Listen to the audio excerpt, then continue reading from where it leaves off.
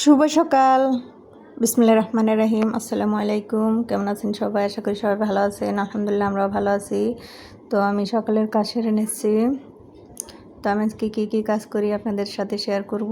আশা করি ধৈর্য সহকারে আমার ভিডিওটা দেখবেন।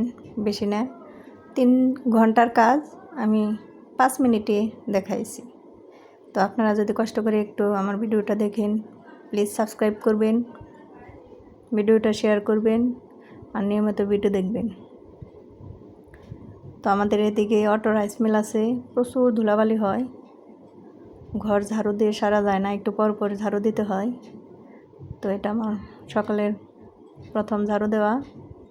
ঘর ঝাড়ু দেওয়া হয়ে গেলে এটা ছেলে মেয়ে পড়তে আছে, এই রুম আর ঝাড়ু দিলাম না, ছেলে শুয়ে আছে।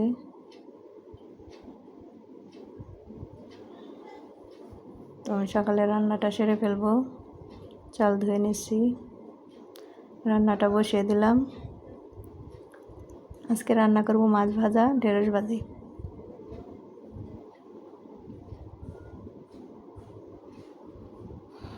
আজকে ঢেঁড়সটা আমি একটু লম্বা করে কেটে নেব।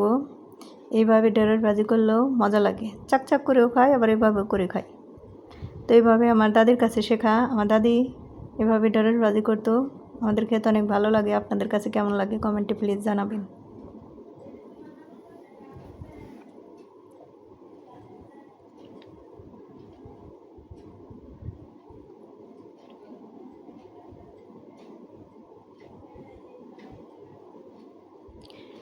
রান্নাবান্নাটা আসলে এক একজন এক এক রকম করে, সবভাবেই করা যায়। তো আমি আমার মতো করি, আপনাদের কাছে কেমন লাগবে জানি না।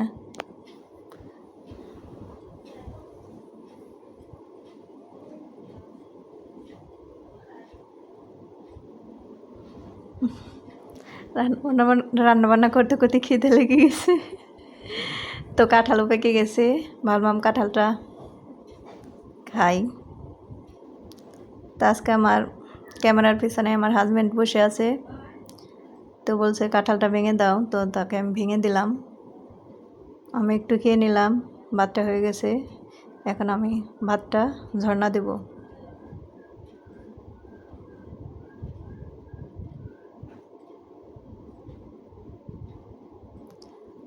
ভাতটা ঝর্ণা দিয়ে দিলাম।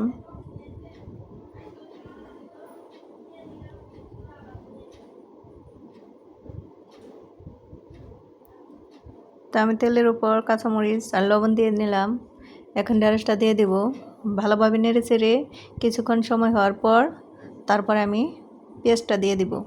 আগে এই পেঁয়াজটা দিয়ে দিলে হয় কি, পেঁয়াজটা একটু লালচে লালচে কালার হয়ে যায়, ওই ভাজিটা খেতে ভালো লাগে না।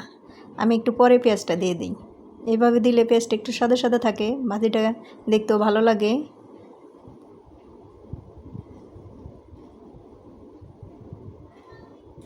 ভাতের পানি ঝরে গেছে, আমি ভাতের পাতিলটা উঠিয়ে নিলাম। এদিকে ঢেঁড়স ভাজিটা প্রায় শেষ। ঢেঁড়স ভাজিটা চুলায় থাকতে আমি মাছটা মাখিয়ে নিলাম। একটু মাখিয়ে রাখলে মাছ ভাজাটা ভালো লাগে।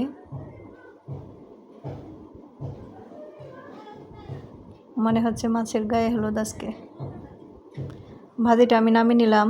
গরম ভাতের সাথে, গরম গরম ধোয়াটা ভাতের সাথে ঢেঁড়স ভাজি, মাছ ভাজা ভালোই লাগবে মনে হচ্ছে। মাছটা আমি একদম কড়কড়া করে ভেজে নেব। এদিকে আমি পেঁয়াজটা কেটে নিচ্ছি। মাছ ভাজা হয়ে গেলে একটু পেঁয়াজ ভাজি করে দেব মাছ ভাজার সাথে।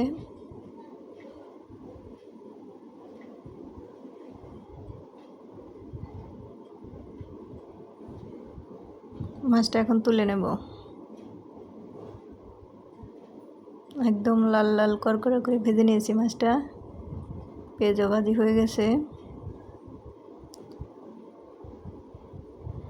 রান্নাবান্না করার পর রান্নাঘরের এই অবস্থা।